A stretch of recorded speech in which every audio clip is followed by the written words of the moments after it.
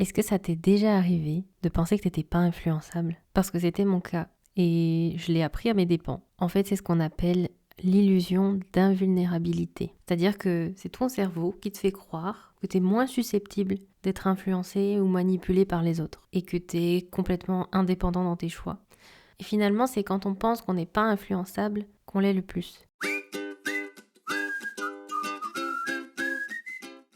Bonjour à tous et bienvenue sur Empreinte de foi, le podcast où on parle de foi et d'écologie.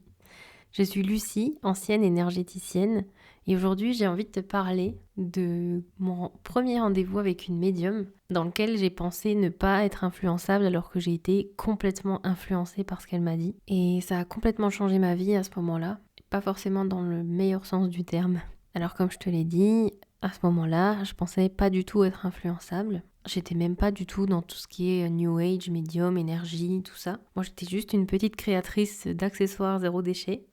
Et je parlais beaucoup d'écologie sur les réseaux sociaux. À ce moment-là de ma vie, j'étais en train de faire un burn-out pour différentes raisons. Et il a commencé à se passer des choses un peu bizarres dans mon quotidien. J'avais l'impression qu'on m'observait et ça me faisait vraiment flipper. Parce que moi, à la base, j'étais complètement athée.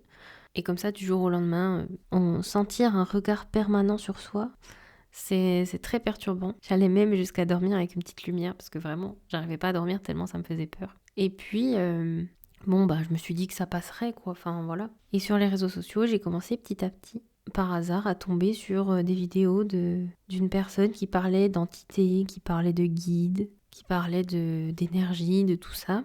Et je regardais ces vidéos avec beaucoup de recul, du moins c'est ce que je pensais. Cette impression d'être observée ne disparaissait pas et le mal-être grandissait puisque, comme je vous ai dit, je rentrais dans un burn-out.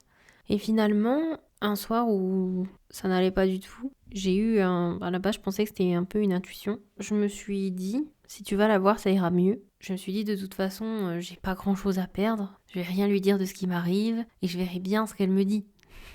Si elle me dit il y a quelqu'un vers toi, peut-être tu te sens observé, ou si elle me dit que je vais pas bien, etc. Peut-être qu'à ce moment-là, j'envisagerai de croire. Donc j'y suis allée avec vraiment cette envie de ne pas trop en dire. Parce que j'imagine que c'est le cas de beaucoup de personnes qui sont pas dans des croyances New Age ésotériques.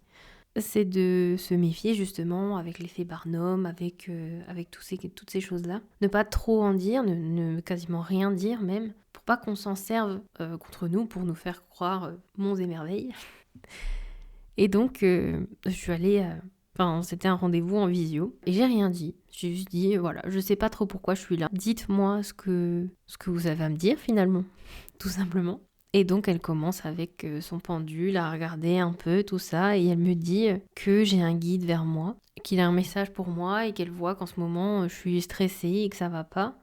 Et bon, voilà, moi je la laisse parler en fait et elle prend un oracle, donc un jeu de cartes. Elle le mélange même pas en fait, elle en prend une au hasard vraiment en 5 secondes.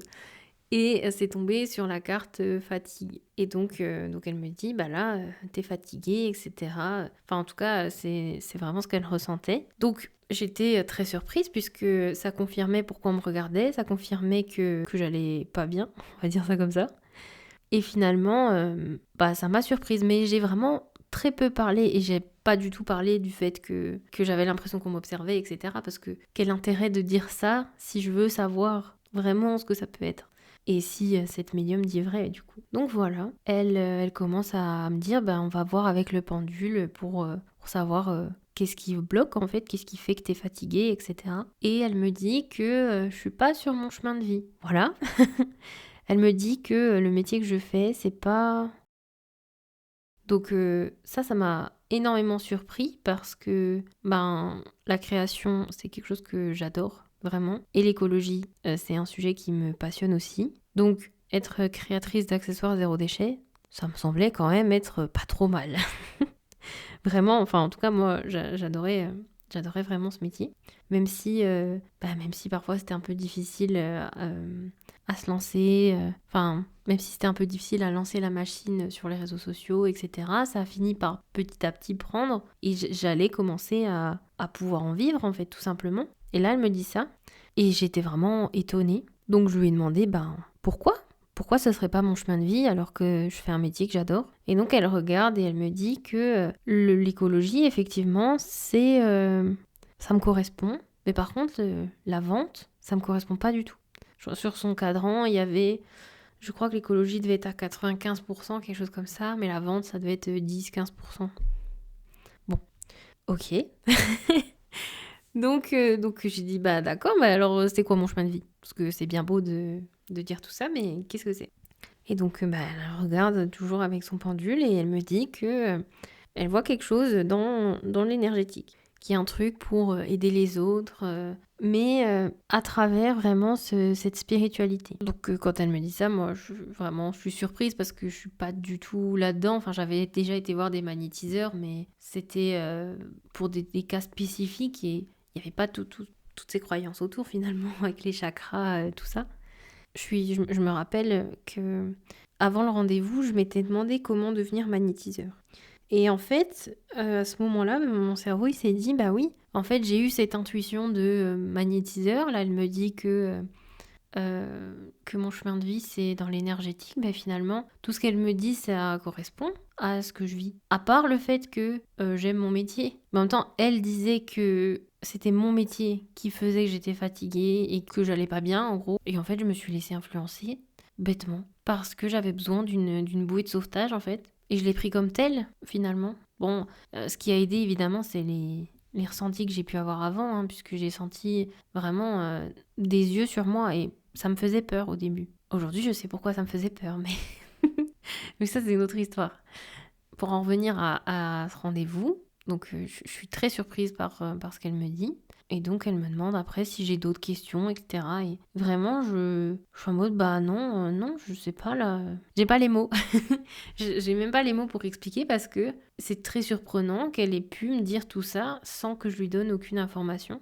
À distance en plus. Je suis en train de faire le montage et je voudrais rajouter un petit truc. En fait, sur le moment, c'est moi qui ai interprété tout ça, hein. Le fait qu'elle me dise que je stressais, que j'étais fatiguée, que ça venait de mon métier et que j'avais un guide près de moi. Pour le coup, ça correspondait à ce qui m'arrivait. Malgré tout, ça a quand même un gros effet Barnum. Si on enlève le côté spirituel et les expériences, entre guillemets, on va dire, que je vivais à ce moment-là, il y a quand même un gros effet Barnum parce que qui aujourd'hui n'est pas stressé à cause de son travail? Je l'ai interprété comme mon burn-out, etc. Mais en réalité, j'aurais pu faire n'importe quel autre métier. Elle aurait très bien pu me dire la même chose, que ça aurait rien changé en fait. J'aurais pu me dire oui, c'est vrai que je suis stressée un petit peu, voilà, sans que ce soit aussi fort que ce que c'était. Et idem pour le guide, moi j'avais l'impression d'être observée, mais finalement, il aurait très bien pu y avoir un guide ou je sais pas quoi vers moi, sans que je m'en rende compte. Personne ne peut vérifier finalement. Et donc, malgré tout, il y a quand même un gros effet Barnum là-dedans. Même si ça paraît précis, elle aurait pu dire ça à n'importe qui. Et tout le monde, en tout cas une grande majorité de gens, aurait pu se reconnaître là-dedans. Moi qui pensais avoir du discernement, ne pas me laisser influencer, etc., je suis ressortie de là en me disant, bah en fait, elle a peut-être raison. Peut-être c'est mon métier qui va pas. Donc sur le coup, je me suis dit, ben, qu'est-ce que je fais, en fait? Parce que à ce moment-là, je savais pas qu'on pouvait faire un burn-out, même si notre métier était une passion. Parce que, ben voilà, comment on pouvait deviner?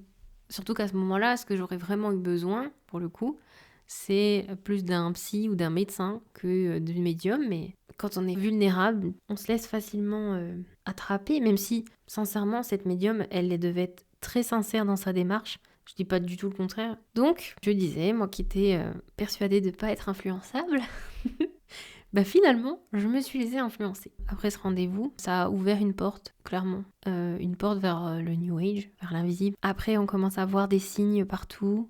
J'ai fini par décider d'arrêter l'atelier de Tina, très rapidement, pour le coup. Je me suis très vite tournée vers le magnétisme, tout ça, pour apprendre. J'ai eu très vite des résultats, donc je me suis dit, c'est génial, je peux aider les autres. J'étais contente en vrai de pouvoir aider les autres. Donc je me suis lancée là-dedans. Et aujourd'hui, j'ai le discernement. Et donc voilà, j'ai tout quitté pour le magnétisme, pour la spiritualité, tout ça. Et en fait, quand je suis rentrée dedans, j'avais vraiment l'impression de trouver une nouvelle paix finalement. J'avais l'impression que cette phase un peu de burn-out justement était derrière moi et que les énergies, tout ça, c'était magique et que ça m'avait sorti de là. Alors que, spoiler, Non.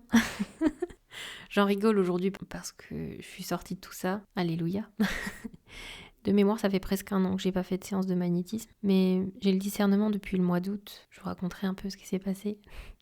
Parce qu'il s'en est passé des choses à ce niveau-là. Ouais, je vous raconterai d'autres choses qui se sont passées. En tout cas, ouais, je trouvais ça important de vous en parler parce que je sais que c'est quelque chose qui est difficile d'accepter. En tout cas, maintenant que j'ai du recul sur la situation, j'ai mis aussi du temps à vous en parler justement parce que je trouvais ça important de prendre le temps d'avoir suffisamment de recul là-dessus. Et je trouve que c'est important de se rendre compte qu'en fait, c'est pas grave si on est influençable. Et que si vous pensez ne pas l'être, vraiment faites attention parce que ça va très très vite, très très vite. On pense qu'on prend nos propres décisions, enfin, on est responsable de nos décisions évidemment, mais je pensais que quitter mon ancien métier, c'était une décision très réfléchie et que je regretterais pas. Finalement, 2 ans après, donc il y a 6 mois, quand j'ai eu ce discernement et que je me suis rendu compte de tout ce qui gravitait autour de l'ésotérisme, ça fait mal en fait.